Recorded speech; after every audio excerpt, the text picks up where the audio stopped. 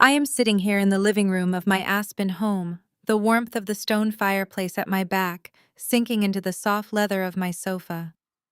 As I look out the floor to ceiling windows at the snow falling gently over the mountains, I cannot help but think back to the dinner that forever changed my life. My name is Nia. I am 35 years old and a single mother to amazing twins. When my husband passed away in a tragic accident years ago, my own parents shut their door in my face, leaving my working class in-laws to take us in. My family had always treated me like the dark-skinned failure of the house, a joke who shoveled horse manure for a living. But they had absolutely no idea that the therapeutic ranch I built from the ground up had just been acquired for $500 million.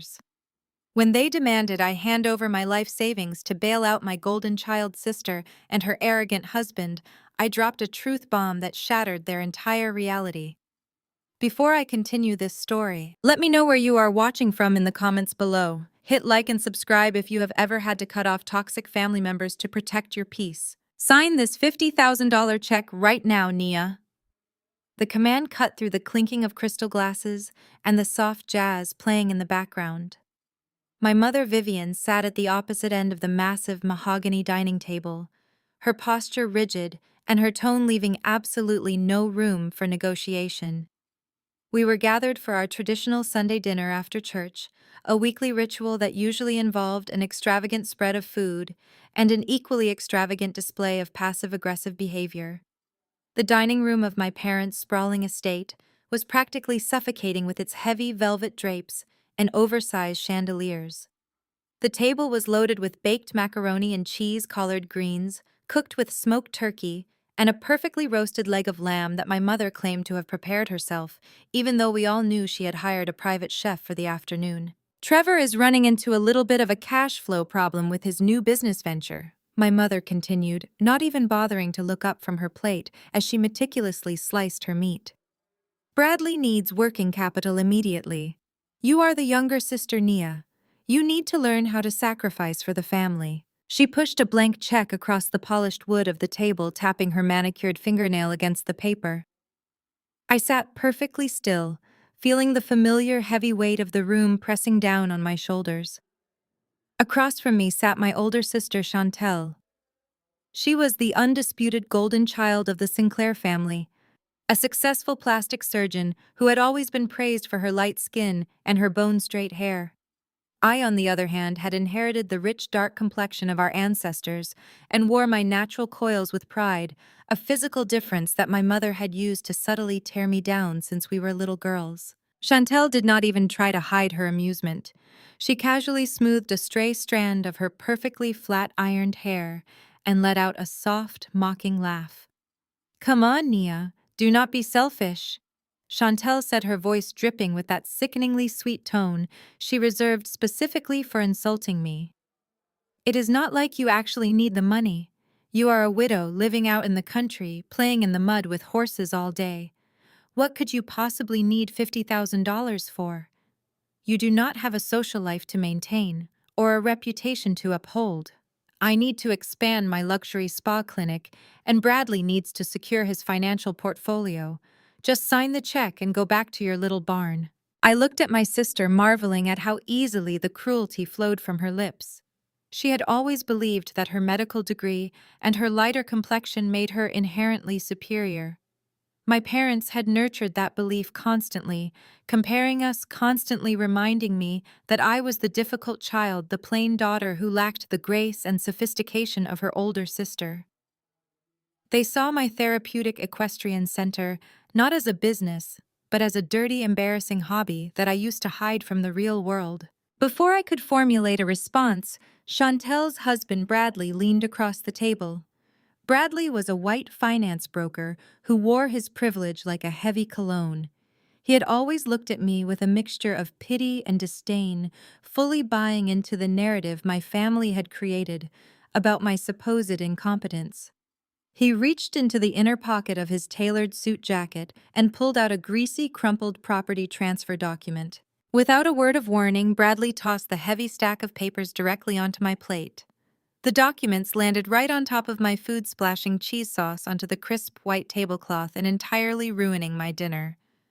I stared at the ruined food, feeling a slow, steady pulse of anger beginning to throb behind my eyes. Just sign the guarantee, Nia Bradley said, loosening his expensive silk tie with an arrogant smirk. Chantel needs the space for her new clinic. We are putting down your name as a secondary guarantor so we can secure the commercial lease. It is just a formality. You really do not have a choice anyway. You should be grateful we are even allowing you to be part of a high-level business transaction. It is the closest you will ever get to real corporate success. I slowly picked up my napkin and wiped a stray drop of sauce from my wrist. I did not yell. I did not cry. Years of enduring their emotional abuse had taught me how to lock my feelings away behind a wall of absolute calm. I pushed the ruined plate and the greasy documents away from me. I am not signing anything, I said, my voice steady and quiet, cutting through the dining room like a cold winter breeze. I am not giving you $50,000, and I am certainly not co-signing a commercial lease for a business I have absolutely nothing to do with. The silence that followed was deafening. Chantel dropped her fork. Bradley's smirk vanished, replaced by an ugly scowl of indignation. My mother slammed her hands down on the table so hard that the crystal wine glasses trembled. "How dare you speak to us with such disrespect?" my mother shouted, her carefully crafted, elegant persona instantly shattering. "We took you back into our lives when you had nothing. We tolerate your presence at this table. Your brother-in-law is offering you a chance to be useful to this family for once in your life, and you sit there acting like you are above us. You owe us, Nia. You owe this family your absolute obedience." At the head of the table, my father, Marcus Sr., finally broke his silence. He was a large, imposing man who ran his business and his family with an iron fist. He stood up slowly, casting a long, intimidating shadow across the dining room. He pointed a thick finger directly at my face, his eyes blazing with furious authority. "You listen to me, and you listen to me very carefully," my father boomed, his voice vibrating off the walls. "This family put a roof over your head when you were growing up. We clothed you. We fed you. When your husband died and left you with two screaming infants, we were the ones who had to deal with the shame of your financial ruin. You are the darkest, most stubborn, most ungrateful child in this house. You have never been worthy of the Sinclair name. Now you will pick up that pen, you will sign that check for your sister, and you will guarantee that lease. Chantel is a prominent doctor. She is the future and the pride of this family. You are nothing but a hired hand. You will do as you are told to protect your sister's future." The venom in his words was meant to crush me, to reduce me to the frightened, insecure girl I used to be. They wanted me to break down, to apologize, to desperately seek their approval by handing over the little money they thought I had managed to scrape together. They honestly believed they held all the power in the room. They thought my refusal was just a temporary act of rebellion that they could easily crush with enough shouting and intimidation. But as I sat there looking at the furious faces of the people who shared my blood, I did not feel fear. I felt an overwhelming sense of peace. I looked at the crumpled lease agreement Bradley had thrown on my plate. I looked at the blank check my mother was trying to force me to sign. And then I let out a low, genuinely amused laugh. "You all really think I am just being selfish?" I said, slowly rising from my chair to stand at my full height. I picked up the dirty lease agreement with 2 fingers and tossed it back at Bradley, watching it hit his pristine suit jacket. "You think I am holding out on you because I am spiteful. You sit here calling me a failure, demanding $50,000, like it is my entire life savings, acting like you are the masters of the corporate universe." I leaned forward, planting both hands firmly on the edge of the dining table, making direct eye contact with my father, then my mother, and finally my sister. "Tell me something," I said, my voice dropping to a dangerous silken whisper. "Do any of you actually read the financial news, or do you just use the papers to line your expensive trash cans? Because if you had bothered to open the Wall Street Journal this morning, you would know that you are asking the wrong person for a $50,000 handout." The silence in the dining room shattered the moment the words left my mouth.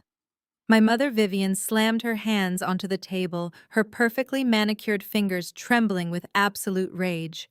She leaned forward, her face twisting into a mask of pure disgust. You ungrateful, wretched little thing, she hissed, her voice vibrating with a toxic energy that seemed to suck the warmth right out of the room.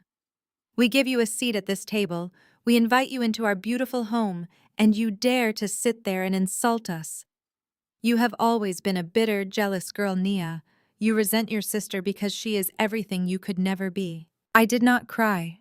I did not shrink back into my chair the way I would have a decade ago. Instead, I picked up my heavy crystal water goblet. I held it for a brief second, feeling its weight, and then I casually dropped it onto the hardwood floor. The explosive crash of shattering glass echoed through the sprawling room, instantly silencing my mother. Chantel jumped in her seat, clutching her chest, while Bradley flinched, his arrogant smirk momentarily vanishing. I pointed a single finger straight at my mother's face. "You want to talk about gratitude?" I said, my voice dangerously calm and steady. "Let us talk about exactly what I have to be grateful for. Let us go back exactly 8 years. It was a Tuesday. It was freezing and the rain was coming down in sheets. Jamal had just been killed in that horrific car accident. The landlord had changed the locks on our apartment because I was 3 days late on rent while trying to pay for a funeral. I stood on your immaculate front porch, soaking wet, holding Malik and Maya in my arms. They were 6 months old. Their little lips were turning blue from the cold. I begged you to let us in just for one night, just so your grandchildren would not freeze to death on the streets." My mother stiffened her eyes, darting away from my piercing gaze for a fraction of a second, but she quickly recovered her haughty posture. She crossed her arms, her chin lifting in defiance. "You are leaving out the context, Nia," she snapped back without a single ounce of remorse. Chantel was hosting the regional hospital directors that night. It was the most important networking event of her career. She was securing the funding for her private clinic. I could not have you standing in our grand foyer dripping mud and poverty all over the imported rugs holding 2 screaming infants. What would those wealthy investors have thought of our family? You looked like a common street beggar. Chantel sighed loudly, inspecting her perfectly polished nails as if this conversation was boring her. "Honestly, Nia, you have to admit your timing was incredibly selfish. I had catered salmon and a string quartet. You wailing on the front porch completely ruined the aesthetic of the evening. I actually lost a major donor because they were so disturbed by the commotion outside. You have always been so dramatic." I stared at my sister, marveling at the absolute void where her soul should have been. But my mother was not finished. She leaned across the table again, her voice dropping into a cruel, venomous tone that targeted the deepest insecurities she had planted in me since childhood. "You brought that misery upon yourself, Nia," my mother declared. "I told you not to marry that mechanic. I told you Jamal was a broke nobody who would leave you with nothing. But you were always so stubborn. You knew you did not have Chantel's light skin, her delicate features, or her natural grace.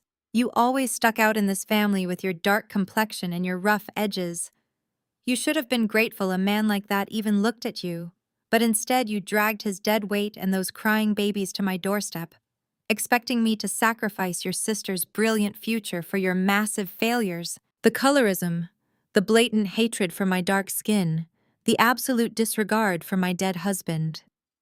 The words hung in the air, heavy and suffocating. Years ago, a speech like that would have broken me into a million pieces. I would have run out of the room crying, believing every single hateful word. But the woman sitting in that dining chair today had been forged in fires they could not even comprehend. I held my mother's gaze, my face an impenetrable mask of stone. I did not blink. I did not flinch. I just let the silence stretch out, letting the profound ugliness of her soul echo in the quiet room. That is when Bradley decided to intervene. He wiped his mouth with his linen napkin, adjusting his expensive silk tie, clearly eager to reassert his dominance as the wealthy white savior of the family. He pointed his fork at me, adopting the condescending tone he always used when addressing me. "Listen here," Nia, Bradley commanded. "The past is the past. We cannot change what happened years ago, and frankly, bringing it up now is just manipulative. We are being generous right now. We are letting you sit at our dining table. You are eating the food I paid for. You are sitting under the roof that I maintain. You are taking up space in our house. So you are going to drop this ridiculous victim act, pick up a pen, and sign that check to help your sister. It is the least you can do to pay us back for the meals you are consuming today. I slowly stood up from my chair. I smoothed down the front of my tailored dress. I looked at the extravagant chandelier hanging above us, then at the expensive artwork lining the walls, and finally my eyes locked dead onto Bradley. I tilted my head slightly, a razor-sharp smile playing at the corners of my lips. "Are you absolutely sure this is your house, Bradley?" Bradley blinked, the color draining from his face as his arrogant smirk collapsed into genuine confusion. He opened his mouth to speak, but no words came out. He looked at my mother, who was staring at me with her jaw tightly clenched, a vein throbbing in her neck. The camera angle shifts to an over-the-shoulder perspective right behind me, framing my parents and my sister as I look down at them. The power dynamic in the room had completely shifted. They were no longer the intimidating figures of my childhood. They were just small, greedy people sitting at a very large table. I turned my body, slowly shifting my gaze away from my blood relatives and looking down toward the far end of the long mahogany table. Sitting there looking entirely out of place among the crystal goblets and fine china were Arthur and Mary Davis, my late husband's parents. They had been sitting in stoic silence for the entire afternoon. They had endured the subtle sneers, the rolled eyes, and the blatant disrespect from my family. My mother had purposefully seated them near the swinging kitchen doors, separating them from the main conversation, treating them more like the hired help than guests of honor. Arthur wore his best suit, a slightly faded navy jacket he had owned for 15 years, while Mary wore a simple, carefully pressed floral dress. They did not have Chantel's designer labels or Bradley's custom tailoring, but they possessed a quiet, unshakable dignity that my family could never buy. Earlier that afternoon, Bradley had actually asked Arthur to pass the butter by whistling at him as if calling a dog. Arthur had simply smiled past the dish and continued eating his meal with the grace of a man who knew his own worth. Now sitting quietly as my family unleashed their venom, the Davises remained perfectly composed. I walked slowly down the length of the table, my heels clicking rhythmically against the hardwood floor. I stopped behind Mary and rested my hands gently on her shoulders. She reached up and covered my hand with hers, her skin warm and rough from years of hard work.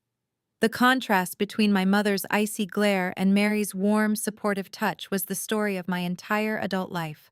"You want to talk about family?" I said, my voice projecting clearly across the vast dining room. "You want to talk about loyalty and sacrifice? Let us talk about what real family looks like. Let us talk about the people who actually showed up when the world fell apart." 8 years ago, when my own mother slammed the door in my face to protect her precious aesthetic and her VIP guests, I sat on your front steps with my babies shivering in my arms. I had nowhere else to go. I took out my cracked cell phone, and I called the parents of the man you all called a broke nobody. My father crossed his arms, letting out a loud scoff that echoed in the silent room. "Oh, here we go with the tragic backstory. We are trying to conduct a business transaction, Nia. We do not need a history lesson about your in-laws. We all know they are decent people, but decency does not pay the bills."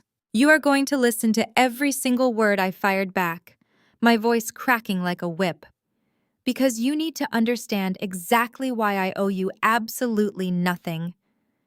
Arthur and Mary did not care about VIP guests. They did not care if my muddy shoes ruined their carpets. Arthur got out of bed at 2 in the morning, grabbed the keys to his rusting 1998 Ford pickup truck, and drove 50 miles through a blinding rainstorm to rescue us. They brought us into their small 2-bedroom home without a second of hesitation. They gave up their own bed so Malik and Maya could sleep comfortably while they slept on a broken pull-out couch in the living room. My mother rolled her eyes dramatically, picking up her wineglass and taking a long sip. How touching. A regular charity case. I am sure they enjoyed playing savior to the poor helpless widow. It must have given them such a sense of purpose. They did not play savior. Vivian, I said, deliberately using her first name to strip away any remaining maternal respect. They sacrificed everything. They did not just give me a place to sleep. When they realized I had absolutely no money, no credit, and no way to provide a future for their grandchildren, they did not hand me a loan document and demand I sign my life away to bail out their own bad investments. I moved to stand directly behind Arthur, placing my hand on his broad shoulder. He looked up at me, his eyes filled with quiet pride. Arthur is a retired combat veteran. I continued, making sure my voice carried to every corner of the room. Mary spent 30 years working in a public school cafeteria serving food to children who had less than we did. They had a modest pension and a small house that they had spent their entire lives paying off. They had earned their retirement. They had earned the right to rest. Do you know what they did with their life savings? The room was dead silent. Even Chantel had stopped inspecting her nails, her eyes narrowing as she listened. Bradley shifted uncomfortably in his seat, suddenly unable to meet Arthur's steady gaze. They took every single penny of their retirement, I said, my voice thick with emotion but completely steady. They went to the bank, they mortgaged their home, and they bought me a barren, dusty 50-acre plot of land just outside the city limits. They handed me the deed and told me to build the therapeutic horse ranch Jamal and I had always dreamed of. They risked their own survival, their own future, to give me a second chance at life. They did not ask for a percentage of the business. They did not ask me to co-sign a predatory commercial lease.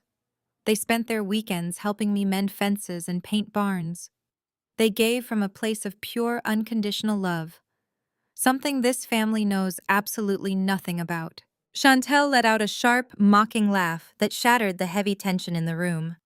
She tossed her linen napkin onto her plate and leaned back in her chair, shaking her head in sheer disbelief.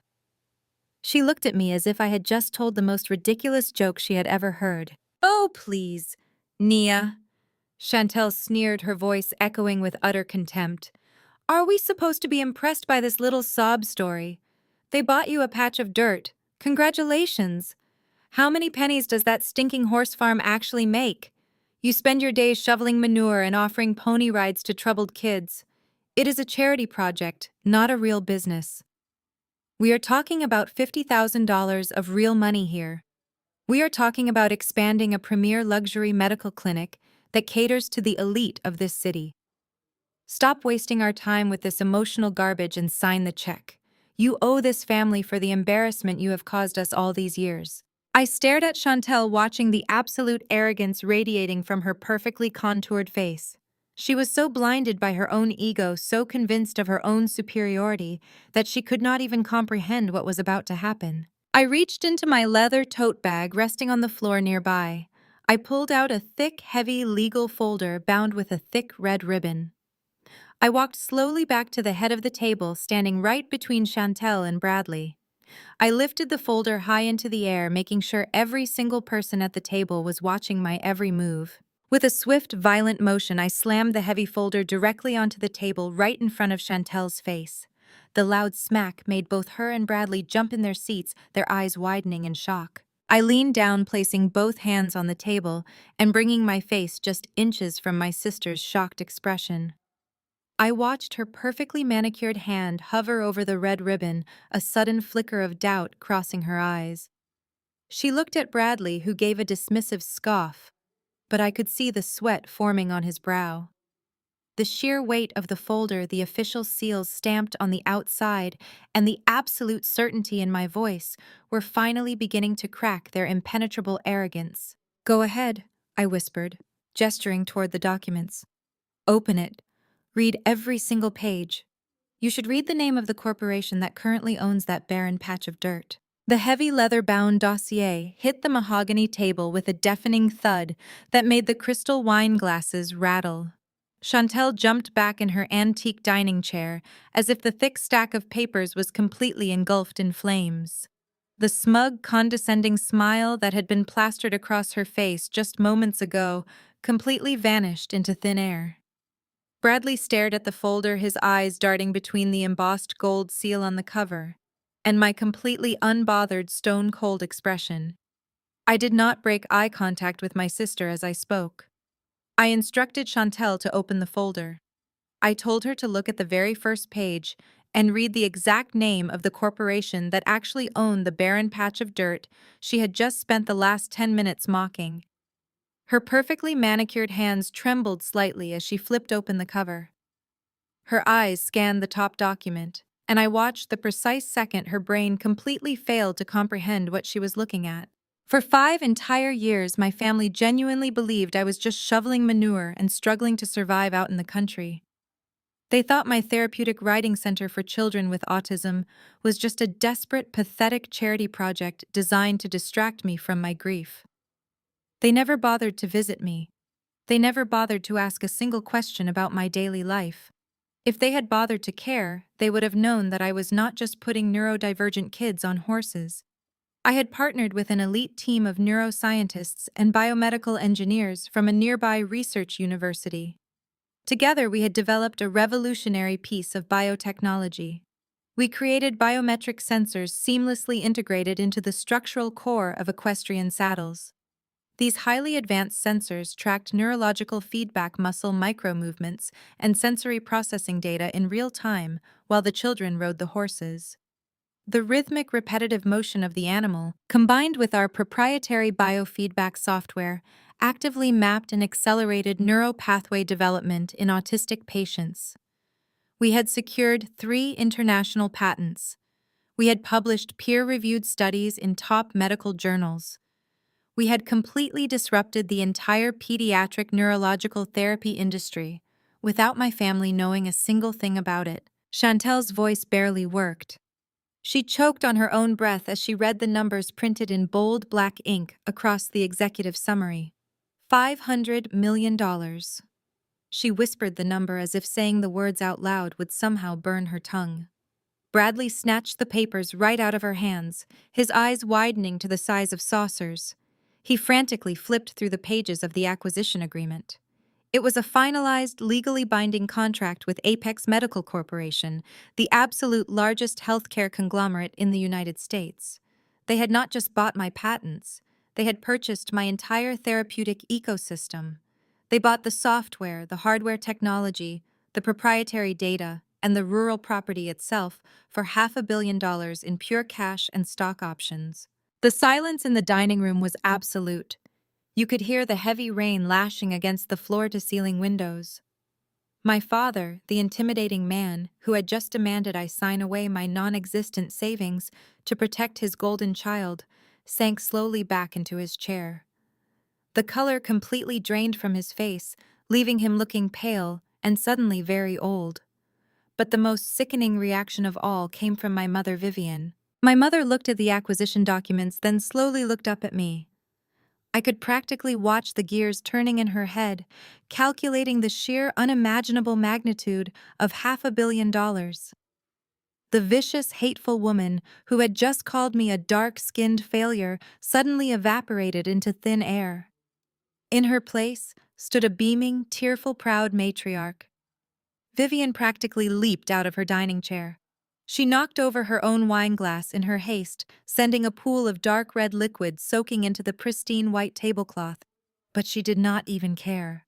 She rushed around the huge table, her arms outstretched, a giant fake smile plastered across her face. "Oh, my beautiful, brilliant girl," my mother cried out, her voice dripping with a sudden suffocating affection that made my stomach churn. I knew it. I always knew you had absolute greatness inside of you, Nia. You are the ultimate pride of our family. You are the very definition of Black excellence. This is exactly why I pushed you so hard all these years. I knew you needed that tough love to build character. I knew you needed me to challenge you so you could rise to your true potential and prove everyone wrong. Come here and give your mother a hug. We have to celebrate this incredible victory. We have to call the country club immediately and organize a massive gala in your honor. I took a sharp, deliberate step back, refusing to let her touch me. She stood there with her arms suspended in the air, looking incredibly foolish and desperate. The hypocrisy was so thick, I could practically choke on it. Less than 10 minutes ago, I was a common street beggar, dragging my dead husband's memory through the mud. Now suddenly, I was the brilliant daughter she had always believed in. It was an absolute masterclass in emotional manipulation, a seamless, terrifying pivot from abuse to adoration, all triggered by the simple sight of 9 zeros on a piece of paper. I stared at her, feeling absolutely nothing but a cold, clinical disgust for the woman who gave birth to me. While my mother was desperately trying to rewrite a lifetime of emotional abuse, Bradley had somehow managed to regain his sleazy corporate composure. He tossed the acquisition papers back onto the table and let out a loud, booming laugh that sounded completely hollow and forced.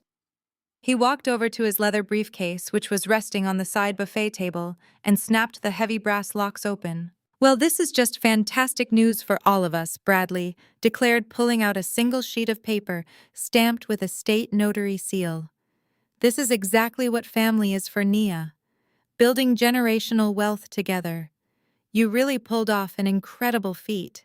But let us not forget who actually helped you lay the foundation for this empire." He walked back to the dining table and slid the single piece of paper right next to my $500 million contract.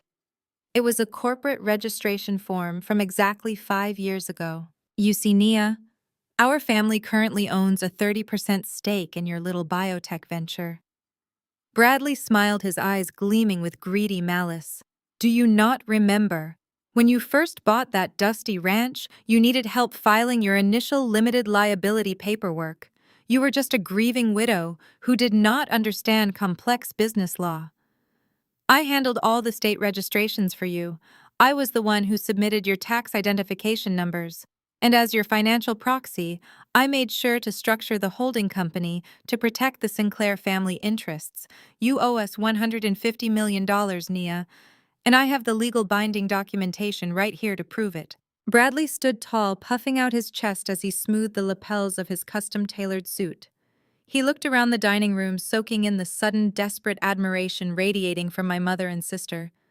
Vivian let out a long, theatrical sigh of relief, pressing her hand to her heart, as if Bradley had just descended from the heavens to rescue them from poverty. Chantel's posture completely transformed. The sheer panic that had gripped her just moments ago evaporated instantly, replaced by that familiar, sickeningly smug smile. She crossed her legs and took a slow, victorious sip of her wine, looking at me as if I were a mouse that had just been caught in a trap. "You see, Nia? This is why you should always leave the real business to the professionals," Bradley said, his voice dripping with condescension. He began pacing slowly behind his dining chair, adopting the arrogant cadence of a man delivering a lecture to a slow child. "You honestly thought a grieving, uneducated single mother was going to navigate the complexities of corporate law all by herself. Do you have any idea what it takes to get biomedical patents approved? The zoning boards, the medical compliance regulations, the endless federal red tape. You were a massive liability. I stepped in and opened those doors for you. I am a licensed financial broker with a sterling reputation in this city. My signature, my professional connections, and frankly, my skin color made those permits happen. I protected this family's assets when you were too busy crying over your dead husband to understand how the real world works." He stopped pacing and leaned heavily over the table, pressing his knuckles into the polished wood. He stared down at me, attempting to use his physical presence and his societal privilege to shrink me back into submission. "That 30% stake is my commission for playing your savior." Bradley stated, his tone leaving absolutely no room for debate. "You are going to sign a legally binding release form today, and you are going to wire $150 million directly into my offshore holding account by tomorrow morning. If you try to fight me on this, I will tie you up in corporate litigation for the next decade. I will freeze your assets. I will drag your little therapeutic ranch through so many injunctions that your new buyers will walk away from the deal just to avoid the headache. You do not have the capital or the pedigree to fight me in court, Nia. Do the smart thing and pay your family what we are owed." I stood perfectly still, letting his threats hang in the stifling air of the dining room.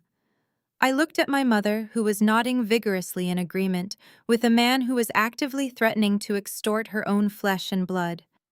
I looked at Chantel, who was already mentally spending money that did not belong to her. And then I looked back at Bradley. The sheer audacity of his entitlement was almost breathtaking. He truly believed that his mere presence in my life entitled him to a massive portion of my life's work. He thought his gender and his race gave him a permanent upper hand and absolute authority that I would be too intimidated to ever challenge. "You always did mistake my silence for stupidity, Bradley," I said, my voice eerily calm, cutting through his arrogant bluster. I slowly reached into the pocket of my dress and pulled out my smartphone. I did not break eye contact with him as my thumb swiped across the screen, pulling up a specific audio file I had saved and backed up in 3 different secure locations. I placed the phone flat on the mahogany table and tapped the play button. The audio was crystal clear. It started with the distinct sound of ice clinking in a crystal glass, followed immediately by Chantel's anxious voice. "Are you absolutely sure this is going to work, Bradley? If the federal auditors trace those new credit cards back to our home address, I could lose my medical license. We cannot afford that kind of exposure right now." Bradley's recorded voice echoed through the dining room, filled with a chilling, callous arrogance. "Relax, babe. I have handled this a dozen times. Nia's credit is already an absolute joke. She is completely drowning in Jamal's unpaid hospital bills and those ridiculous funeral expenses. The collection agencies are calling her day and night. We just use her social security number to open the new accounts, funnel the overflow capital from your clinic into the offshore trusts, and register everything under her maiden name. If the IRS decides to audit anyone, they are going to audit the broke, desperate widow living in a barn. They will take one look at her financial ruin and assume she was trying to scam the system to feed her kids. She is too busy changing diapers and crying to ever check her credit reports. She will never even know we did it." I tapped the screen, pausing the recording. The silence that slammed into the dining room was absolute, heavy, and suffocating. The transformation in Bradley's face was spectacular. All the color drained from his cheeks in an instant, leaving him looking like a sick, pale ghost. The confident, threatening corporate broker had vanished completely. His mouth hung open, his eyes darting frantically toward the front door, as if calculating his chances of making a run for it. Chantel looked like she had just been physically struck. She dropped her wine glass, the crystal shattering against her plate, her hands trembling so violently she had to grip the edge of the table to keep from falling out of her chair. "Identity theft," I said, my voice ringing out with absolute, undeniable authority. "Wire fraud, interstate tax evasion, conspiracy to commit financial crimes. Those are federal offenses, Bradley. You used my social security number to open 5 fraudulent high-limit credit lines to fund the grand opening of Chantel's first luxury clinic. You thought I was too broken, too consumed by my grief to notice my mail being strategically redirected. But I noticed. I noticed every single discrepancy. I kept every single bank statement. I hired a forensic accountant 3 years ago to trace every single wire transfer back to the exact IP address of your home office." Bradley began to stammer, his chest heaving as panic finally set in. "You cannot use that. That recording is completely illegal. You recorded us without our consent. It is totally inadmissible in a court of law. My lawyers will have it thrown out before you even step foot in front of a judge. You have nothing but an illegal audio file." I let out a soft, genuinely amused laugh. I picked up my phone and slipped it back into my pocket, looking at him with a mixture of pity and absolute triumph. "Do you honestly think I brought this recording here today to use in a courtroom, Bradley?" I asked, taking a slow, deliberate step toward him. "I did not bring this here for a judge. I brought it for leverage. You stood there 5 minutes ago bragging about how you slipped your name into my initial corporate filings. You thought you were so incredibly clever, manipulating a grieving widow, structuring a holding company to secure 30% of my life's work." I leaned over the table, mirroring the exact intimidating posture he had used against me moments earlier. But unlike him, I actually held all the power. "But did you honestly think I was stupid enough to let a snake like you hold the keys to my empire? Did you really believe I would just blindly sign documents without having my own legal counsel review every single syllable? The second I discovered your little credit card fraud scheme 5 years ago, I realized exactly what kind of predator you were. So I let you file those initial papers. I let you think you had successfully stolen 30% of my company. I smiled, nodded, and played the grateful, ignorant sister-in-law exactly like you wanted me to. Bradley swallowed hard, a visible bead of sweat rolling down the side of his face. His hands were shaking as he gripped the edge of his briefcase. But 3 years ago, I legally transferred every single patent, every piece of proprietary software, every medical trial result, and every square inch of that ranch into an ironclad, irrevocable blind trust, I explained, watching the absolute horror dawn in his eyes. The limited liability company that you supposedly own 30% of is nothing but a hollow, empty shell.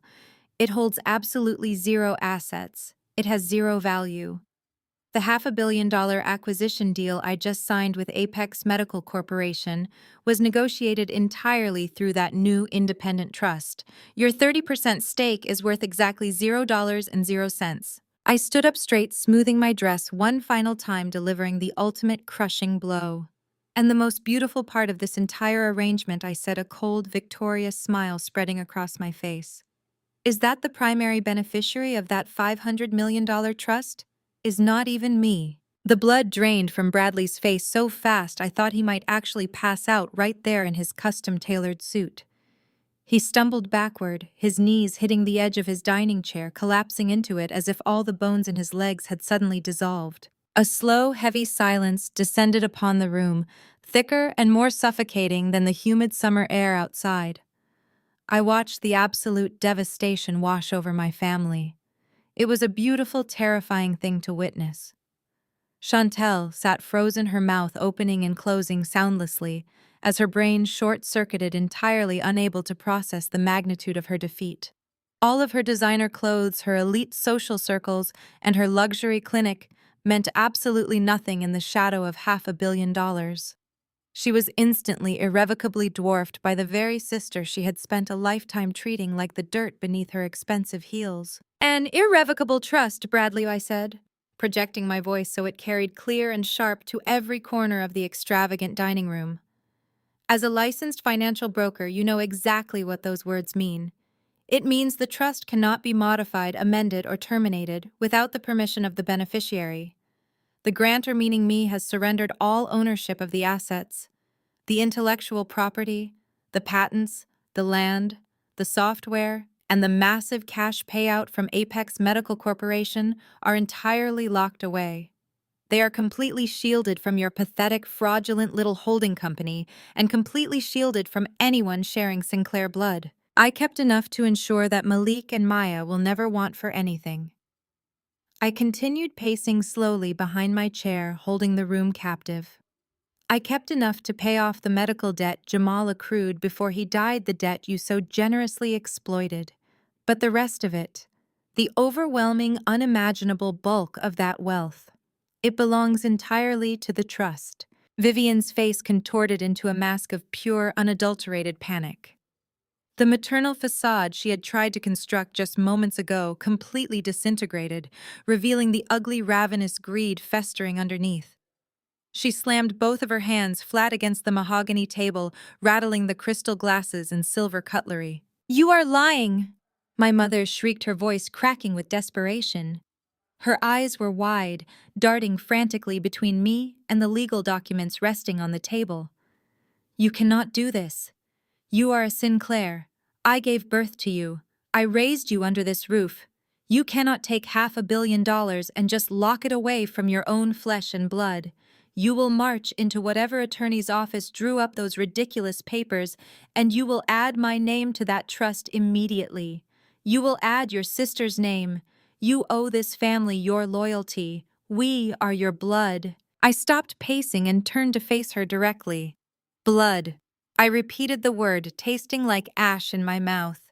"Do not dare speak to me about blood. Where was your precious family loyalty when I was begging you for a place to sleep? Where was your blood tie when I was rationing baby formula and selling my own clothes just to keep the heat on during winter? You did not look at me and see blood back then, Vivian. You looked at me and saw mud on your imported rugs. You looked at me and saw an aesthetic inconvenience. You were perfectly willing to let your own flesh and blood freeze on the street to impress a few wealthy donors. But now, suddenly, because there are 9 zeros attached to my name, you want to play the role of the devoted mother. It makes me absolutely sick. Chantel finally found her voice, though it trembled with a mixture of raw envy and rage. You are doing this out of pure spite, Nia. You are actually throwing away generational wealth just to punish us because you have always been bitter. You are destroying the Sinclair legacy. I am not destroying anything, Chantel. I fired back, my eyes locking onto hers with a fierce, unapologetic intensity. I am protecting my life's work from parasites. You and your husband built your so-called empire on the back of my ruined credit.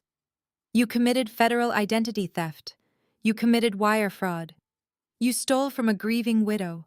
Do you honestly think I would ever let you get your greedy hands on the technology that my husband and I dreamed of creating together?